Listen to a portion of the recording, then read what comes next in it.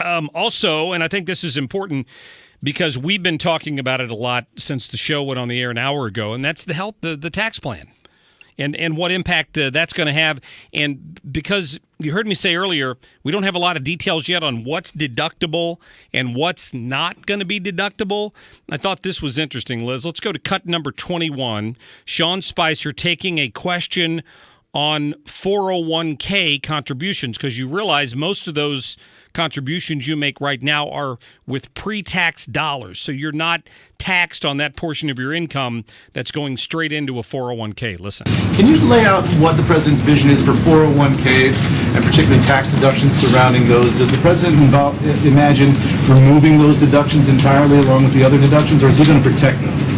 So the Secretary of the Treasury and Director Cohen yesterday both talked about that the current plan right now both protects charitable giving and mortgage interest, and that's it. As we move forward with negotiations in the House and the Senate, that plan will continue to flush out. But one of the benefits of the tax plan on the individual side in particular is by expanding the standard deduction to $24,000 for a married couple. That really effectively creates a bracket of zero taxes for many, many Americans, and that's good news.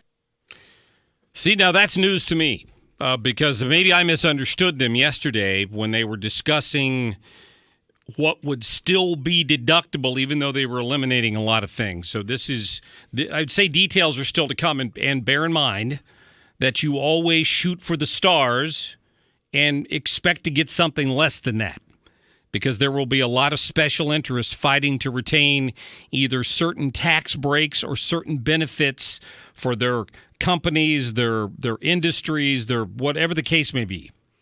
Everything from the H&R Block accountant lobbyist all the way down. So this won't be the final version of it, but that's interesting to hear him say that. I mean, that, depending on how much of your income you're putting away into a 401k, and there is a limit, pre-tax, that could reduce your tax burden fairly significantly in the course of a year. So I'm a little surprised that's one that they're wanting to eliminate. Regardless, we're still finding out. This is sort of a work in progress, I guess you could say. We're joined right now by John Kartch. He's the Vice President of Communications for the Americans for Tax Reform, of course, headed by Grover Norquist, who people see on the networks all the time talking about tax issues. John, how are you? Hey, I'm doing great, Mark. Thanks for having me. Hey, thanks for giving us some time today. Trying to get different perspectives on people's reaction to this tax plan. I don't know about you. That sound I just played from Sean Spicer, that was a detail I didn't have before now. Maybe I misunderstood what they said yesterday on the 401k issue, for example. Yeah, my understanding is when this is all said and done, there'll still be charitable mortgage interest and then retirement will still be there. But for most of these deductions and credits that people plan their lives around, businesses around, the tax reform plan is going to be so powerful and so dramatic that it's going to basically wipe out all this. You'll end up in a better position because the tax cuts are so significant. The simplification is so significant that it's not even going to be a concern for most people.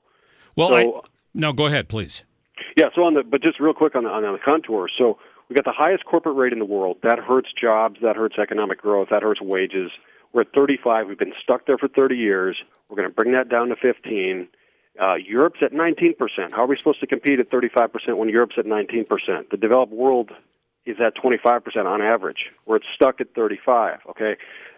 What Trump wants to do is have all business income face a taxation rate of 15%. For pass-through businesses, so this could be a sole proprietorship or a partnership or an LLC, S corporation, this is a lot of small businesses. That is as high as 44% right now. That would also go down to 15. That's extremely pro-growth. And then you also have us with a 70,000-page tax code right now. We wipe out a lot of this stuff. It's just going to be easier to file. Okay. They're talking about a postcard. They're talking about 3 brackets instead of 7. We're getting rid of the death tax. We're kill the AMTs. You don't have to do your taxes twice. And also with the doubling of the standard exemption, you don't have to sit there and figure that out twice either, because it's just going to be easy for you to take the standard deduction because it's going to be twice as big. So those are the big kind of outlines of the plan right now. You at Americans for Tax Reform, you guys have laid out a plan or a path for what tax reform should look like for a long time. Are there parallels? Are there places where what ATR might prefer kind of deviate from what the Trump administration's done here? Actually, no, and we've worked with the Trump administration both when they were back in the Trump campaign in 2015 and 16, and then with the White House, worked with them very well, and also with the leadership. And the funny thing is, Democrats do not want tax reform. They have zero interest in this because they want to raise taxes, and they don't want to make things simpler because they want to plan your life. They want you to plan your life around government. So, but what's interesting is that the House Republicans, who are writing this plan traditionally, and the Trump administration and Trump team have moved toward each other on tax reform over the months. They've gotten tighter on the broad contours of this plan. So there's going to be some give and take back and forth, on this, but ultimately this is, it's written technically by the House.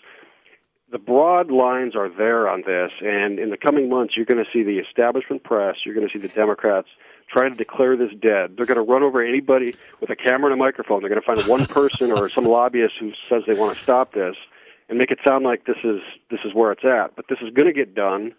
The American people want this so bad. We're getting crushed, by other countries economically, and we can't just keep going with a stupid tax code that's 70,000 pages long. So at the end of the day, this thing is going to get done. It's going to get done this year. It's going to unleash growth, and it's going to lead to a lot more jobs. Let's talk for a moment about the doubling of these standard deductions. So it's going to go from what, 12,500 to 24, 25,000 for a couple. What does that mean on paper? I mean, obviously you owe 0% on the first 24,000 that you earn, but it strikes me that the bigger issue here is going to be where they draw the lines for these brackets. At which point do you jump from 10 to 25%? Hey, good question. That actually hasn't been fleshed out yet in the Trump plan, and that's something that they're going to have to do back and forth, through the next weeks and actually months of public feedback, committee hearings, and things like that. So we don't know where exactly that's going to fall. That said, it's just going to be a lot easier to do, and you're going to have a lot less. One thing, I think this is going to defang a lot of the lobbyists who run around town here trying to preserve their little section of the tax code because it makes them less valuable when they're trying to sell. They're like, oh, I'll get you this special deal in the tax code. Okay. Well, they're going to be less valuable because the standard exemption is going to be so much higher. So all their little carve-outs that they put in over the years to deal with our stupid tax system are going to be half as less valuable. So I think it's going to take care of a great part of the problem. Yeah, and I had a guest on earlier who was an economist who was looking at getting rid of the AMT, which they've tried to do for years, and for some reason they've never been able to, and eliminating this death tax, which I know a lot of politicians have talked about over the years, but they've raised it high enough now that it doesn't affect most Americans, admittedly. Yeah, but it still impacts farm. Real quick. They always say, only X percentage of people pay the death tax. Well, you know what? You know how many people are affected by the death tax? People have to plan around it. They have to think about it. They have to stress about it. It's hard enough you lose a family member and you got to sit there and for years think about how you're going to plan that financially. It affects a lot more people than just the people who pay it, not to mention the people who lose a job once a business is busted up. But anyway, sorry about that. Well, no. I was just going to say, but I think it's ridiculous that they're getting taxed twice anyway. If they've earned or grown this business or this family farm to a certain size where it's increased in value, that it's worth more than $5.3 million or $10 million if it's a couple. I don't agree that they should be taxed twice. I mean, that's just an effort to take from the rich and give to the poor. It's just moving money around in the pot. It's an envy tax, and you know what? Sweden got rid of their death tax over 10 years ago, and if Sweden can get rid of their death tax and do just fine, then the United States of America can do the same. Yeah, very true. I'll ask you the same question I asked my guest earlier. Do we have a feel for when more details might be released? Because my understanding is they're not looking to really have this fight until maybe August. Yeah, I think it was smart the way they did it yesterday because they're laying out broad themes and it forced the establishment press to actually cover the tax system as it is now. And I thought that was very successful and very well done, just to remind people of where we're at. And we're going to get more details as we move along in the coming weeks. One important thing, you'd mentioned healthcare in the tee-up to this segment. It is very important to get rid of these Obamacare taxes now because there's $1 trillion of tax increases in Obamacare every decade.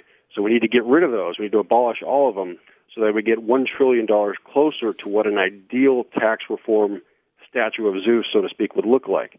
So So we need to get that out. Also, Obamacare is $1 trillion in spending over 10 years.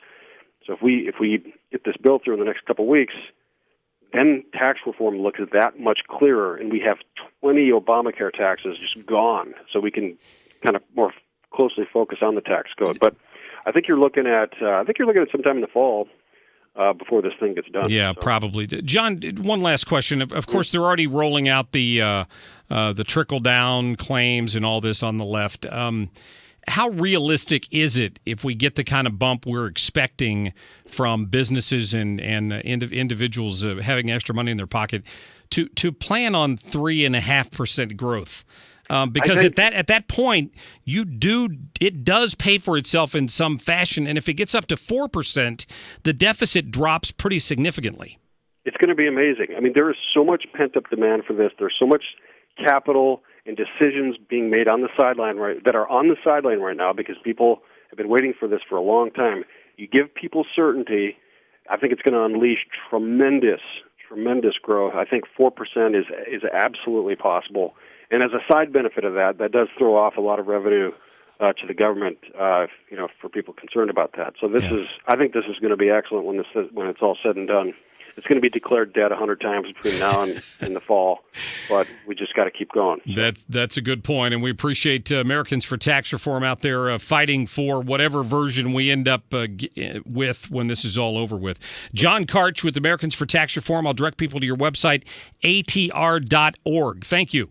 Hey, it's been a pleasure. Thanks all right, a lot. John. Yep. Thank you for joining us to give people a little different perspective there. So we know the folks from ATR are in favor of this general outline we've seen. Folks at Heritage seem pretty enthused. There's still a few folks out there who aren't sold on it yet. And then there are the Democrats, which is a whole different story. 314